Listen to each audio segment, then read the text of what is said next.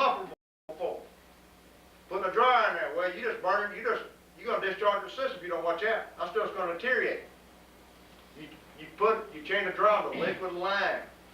Now, if you don't know what the liquid lime is, you get that book out and you read it good between now and next week, or you ask one of us, Mr. Levis, Mr. Rhodes, where's the liquid line at? Where's the liquid line at? You ask us, because you got to know where that liquid line's at. You got to know where it's at. You got to know where the hot gas line's at. Because it's very, very easy to get the liquid line and liquid line dryer and the muffler mixed up. You don't change the muffler line, you change out the liquid line dryer, we open our system up. Or when you're trying to filter that freon, and you don't filter it through a muffler, you filter it through a dryer, a liquid line dryer. I'll pass around one of each so make sure that you understand the difference.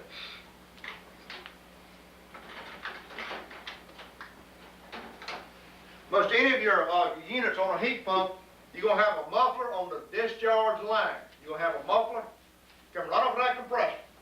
It looks just like this. If you look, it's got these little baffles in there where it lets the freon flow smoothly. On your dryer, you got a core in there. You got some little desk type beads in there to absorb the moisture. That's what they're talking about. I'm going to pass this around where each other can make sure you got a good understanding about it. Anything that you don't have a good understanding about, we're going to cover this stuff thorough and fast. When this session's over, ask us. I want to know more about that. I want to know more about that. And we'll give as much as we can between now and test day, which is next Wednesday week.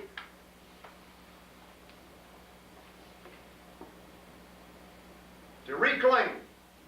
To reclaim is to purify used refrigerant to a level equal to new product specifications as determined by a chemical analysis. Reclaimed refrigerant must meet ARI standards before it can be resold. I don't know anybody that sells reclaimed refrigerant that does the testing on its own, unless they're ARI certified. I don't know if anybody that does it. Robbie, you know anybody that does it? No. Not anybody that does it, so you can't do that. You can't sell it. Clarence, you can't sell reclaimed refrigerant. Because you can't make it reclaimed because you don't have the equivalent test to test it. Someone like your refrigerant manufacturer, the only one that can do that. Recovery devices.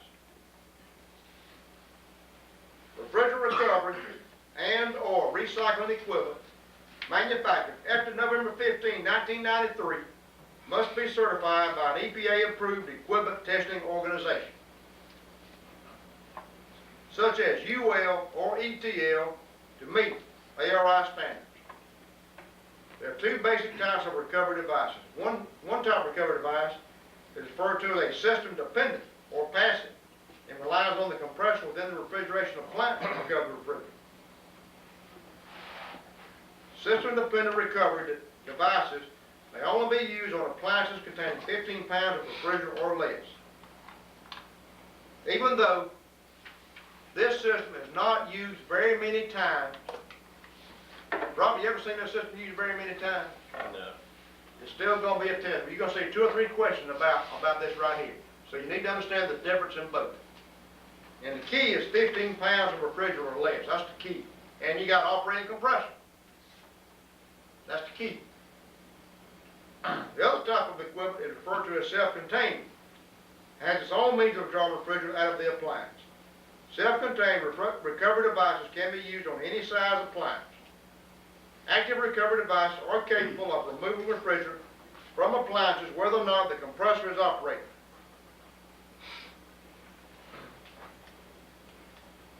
This means that if you've got a Robin Air, you've got Hvac, and you've got a self-contained active recovery piece of equipment. I'm moving on down to the next one. Recovery techniques. Regardless of the type of recovery equipment being used, with the bottom of page 3, there are a few things you need to remember about proper methods of refrigerant recovery. Before beginning a recovery procedure, check the nameplate to see what type of refrigerant is in the system. It is important not to mix refrigerants in a recovery tank. Each recovery cylinder must be designated for a specific refrigerant type.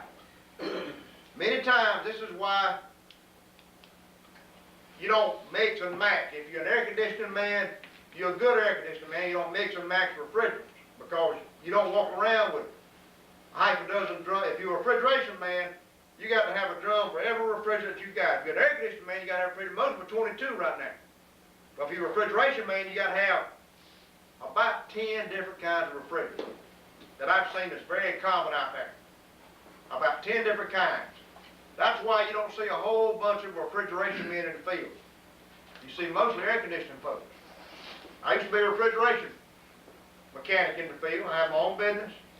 But this was before this law came out. If I was a refrigeration man now, I'd have 10 different tanks on my truck. And each one will be marked with that particular kind of refrigerant. Because I guarantee you go to any of these walk-in coolers, any of these stores out here, you're going to see all kinds of different kinds of refrigerants. And you cannot mix refrigerants against the law. So that's just good information to take, and you're going to see this on the test. You cannot mix refrigerants.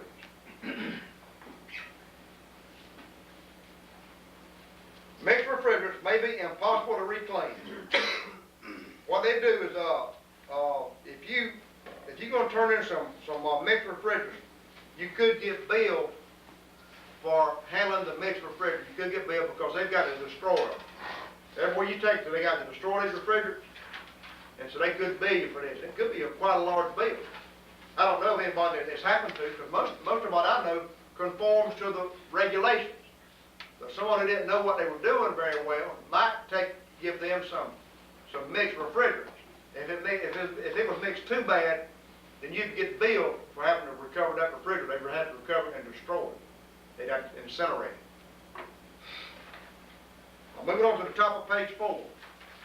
The recovery machine should be checked for oil levels and leaks on a daily basis. When using recovery equipment or cylinders with Schrader valves, inspect the valve course for leaks and always cap the Schrader ports to prevent accidental depression of the valve core. EPA-approved recovery devices must be equipped with low-loss fittings to minimize release of refrigerant when hoses are disconnected. The length of the hoses between the appliances and the recovery machine will affect the efficiency of the recovery process. Long hoses will increase recovery time and increase the potential for accidental release of refrigerants. Recovery time can be reduced by recovering as much refrigerant as possible in the liquid phase. That will be a test question. Now that is going to be a test question. You're going to say that probably 3 or 4 times on this test. Recovery time can be reduced by recovering as much refrigerant as possible in the liquid phase. Liquid recovery will remove the maximum amount of oil and contaminants from the system.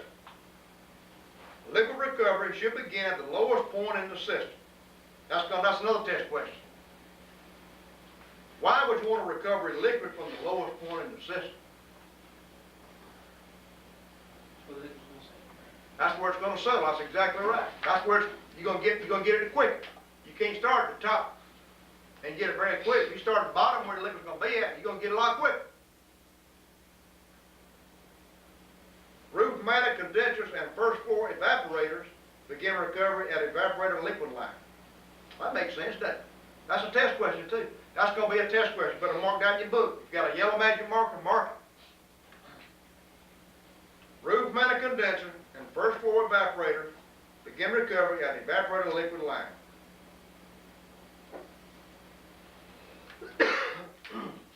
After recovering liquid refrigerant, any remaining vapor is condensed by the recovery unit. It'll suck it right on out of there. Once you have used these machines on a regular basis, once you flip it over to the vapor, it'll go right on out of there. One of gas, it'll suck it right on out. So you know it. You know it's a lot faster, don't you? If you've used it before, and a lot of you already used it, you just suck it right on out of there. You get that liquid first, takes a little while, then once you flip it over to vapor, suck it right on down to a vacuum, 15, 20 vacuum. Then you've done what you're supposed to do. You conform to the EPA law, and you won't leak any refrigerant to the atmosphere.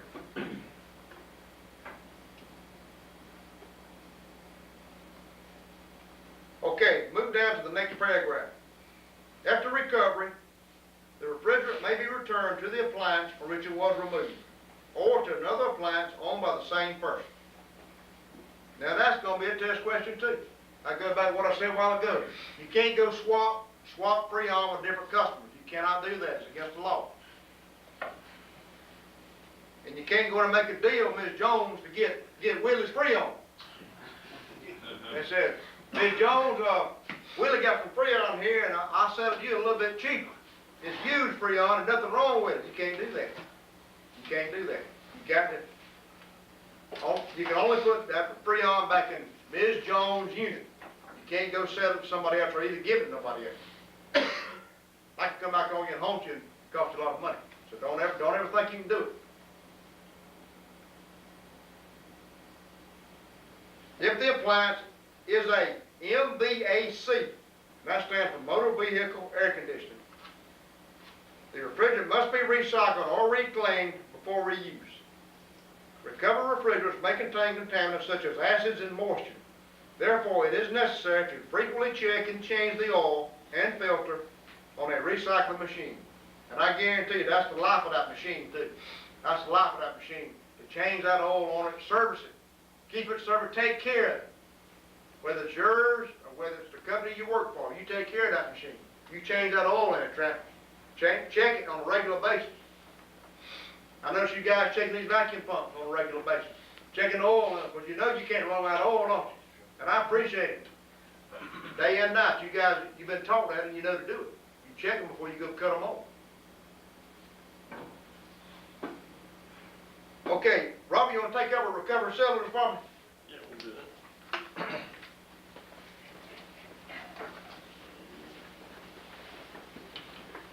All right, we'll just pick right up where Kevin left off and just roll right along. And of course, we're not going to read every bit of it. We're going to go through most of it here.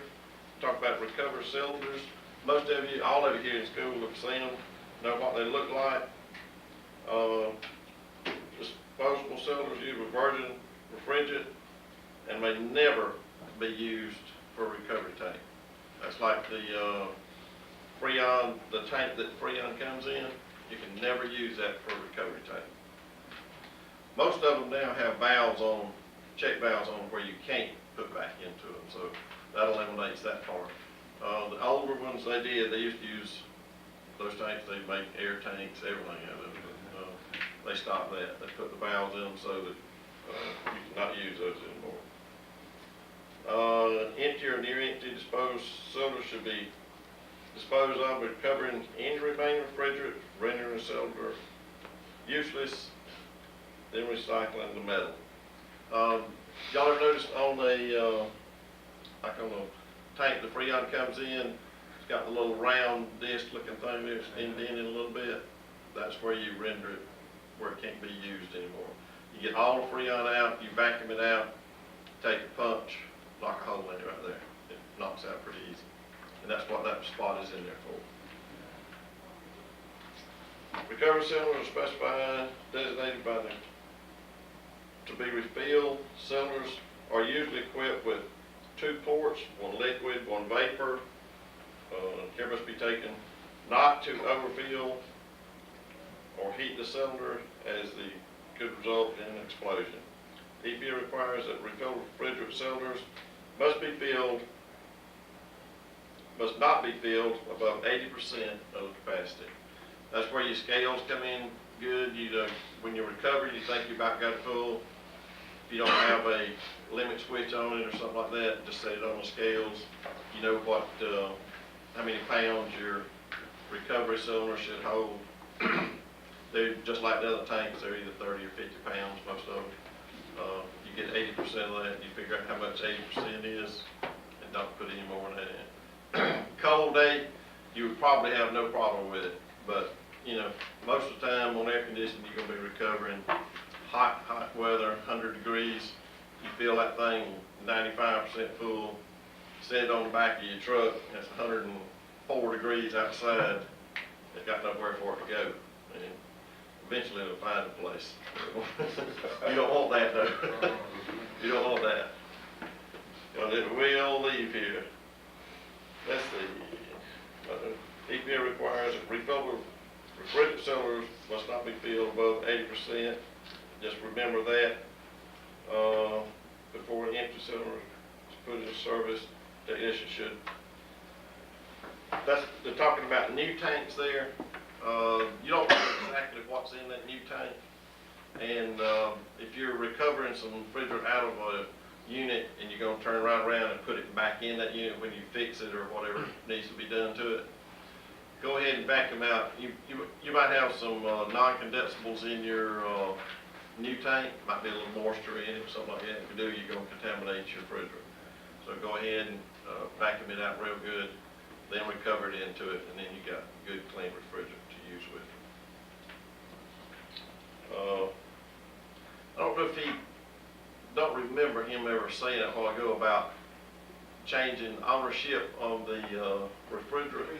Yeah. Now, as long as, they can't do that, but he was talking about Miss Jones, trying to get, now, if Miss Jones owns an apartment complex, and she's got 60 units out there, you can use that Freon in any of those 60 units. As long as they Long as- As long as they all belong to the same person. Same for. Like you go over to Meadowbrook or somewhere like that, you can take Freon out of any unit there and put it in any other unit there and still be legal. It don't have to be confined to a specific unit. But, residential, most of the time you just don't own one house, so, you can't go. And then, you just can't go and put it in the neighbor's house. That's what, I don't know if he ever brought that out or not.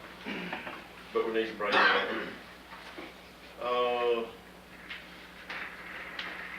Let's see, let's go over to the next page. Approved cylinders should be color coded, yellow tops and gray bodies. That was the only colors there were in the beginning. I think there's some of them now might be a few different colors. But you can always tell a refillable cylinder because it's gonna have the two valves on top, and they'll be color coded there also. They're gonna be just like the G, just gonna have a red and a blue.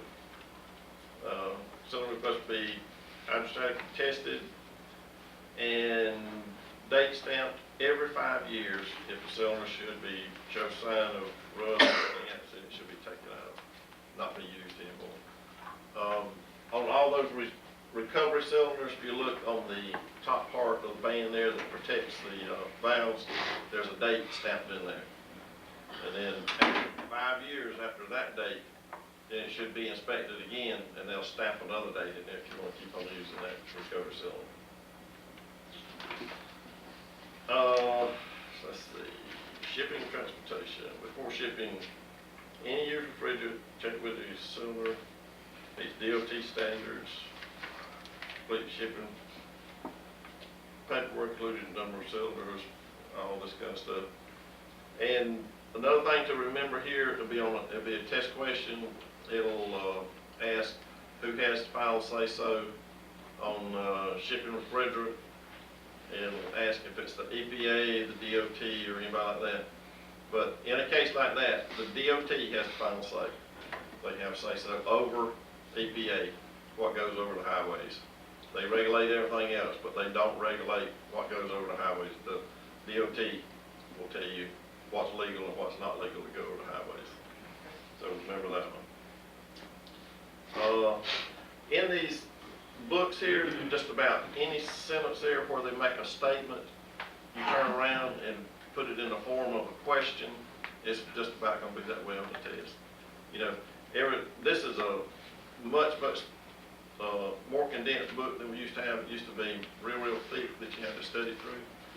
They condensed it down and just make general statements, and if you turn that around, put it in the form of a question, you'll just about find it on that test someplace, because they're going to have to come up with 25 questions out of each one here. Out of this core, 25 out of 1, 25 out of 2, 25 out of 3.